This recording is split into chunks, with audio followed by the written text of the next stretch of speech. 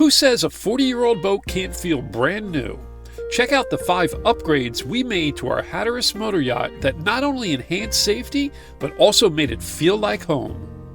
One look in your eyes and I find it. When you leave in my mind I rewind it. When you got it this good, you don't fight it. We added an AIS, or Automated Information System, to our boat a few years back. For those unfamiliar, it enables the exchange of navigational data among ships and other traffic monitoring systems. It broadcasts crucial information such as the vessel's identity, name, GPS position, course, and speed. It is especially useful when traveling at night or in foggy conditions. Our choice was the Vesper Watchmate 8000. This device not only transmits and receives data, but also doubles as an anchor alarm.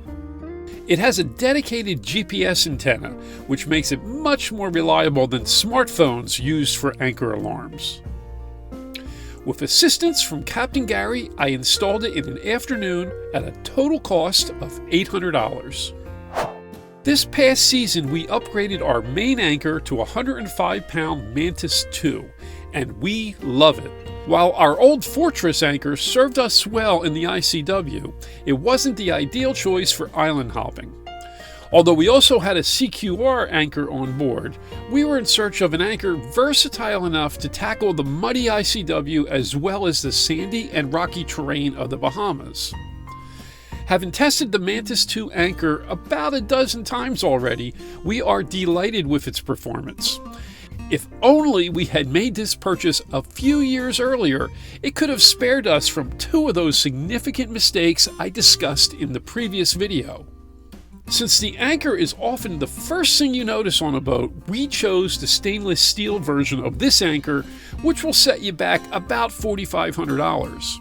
However, there's also a galvanized version available for $1,600. When we first purchased the boat, there was a wall dividing the salon from the galley, on which previous owners hung a television. Now, Lynn loves to cook, and one of the big reasons we chose a Hatteras 58 motor yacht was because it had a galley up. This wall isolated Lynn from guests while cooking, so one of our first upgrades was to remove the wall and install a counter. This opened the galley up to the rest of the salon, and it has since become the heart of our boat, perfect for entertaining. We made this counter ourselves out of a piece of raw edge elm and pourable epoxy. After 6 years, it still looks great, and it only cost about $300 in materials. When we acquired the boat, its sound system was notably outdated, featuring a 40-year-old Marantz receiver. While this receiver was top-notch in its day, it was limited to just 2 channels and consumed a lot of power. To modernize, we upgraded to a Fusion RA70, boasting 4 channels.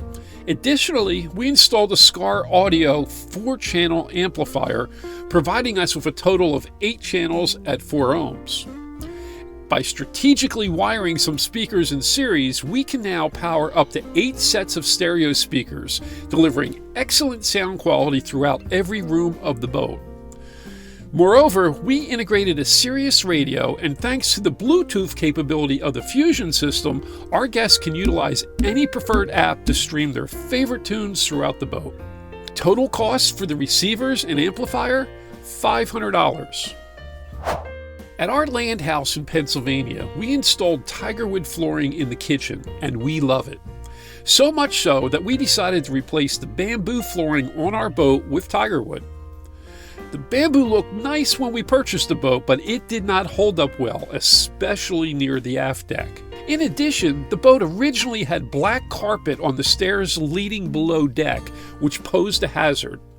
To address this, we replaced it with tigerwood as well. Doing all the hardwood installation ourselves proved to be a significant money saver, with the total material costs coming in just over $1,000. We decided to splurge on a high-end Stanton carpet for the salon, with Lynn picking a pattern reminiscent of the sea.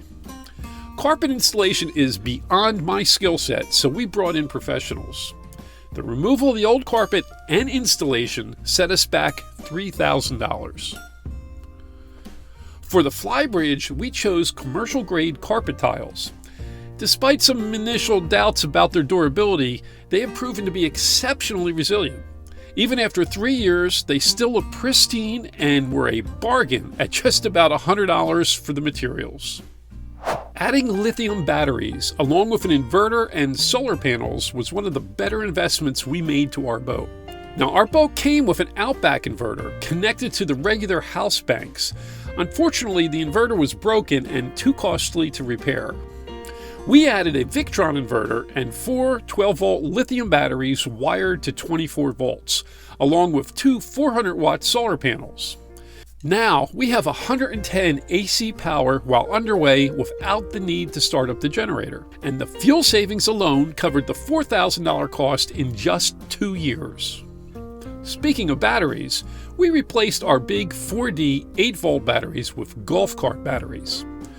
While this was simply routine maintenance and not an upgrade, the smaller size and lighter weight of the new batteries opened up space in our battery boxes for the new lithiums.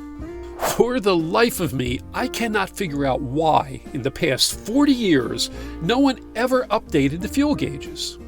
The original ones were inconveniently placed on top of the fuel tanks, beneath the floor, and below deck. Refueling became a major hassle as Lynn had to lie on her stomach to read the gauges and then shout up to me on the bridge while we filled the tanks. For under $200, we installed new sending units and ran wiring up to the lower helm where we fitted modern fuel gauges. It was a simple upgrade, but it sure made our lives easier. In total, the cost of our top 7 improvements amounted to just under $15,000, and we believe every penny was well spent. What do you think?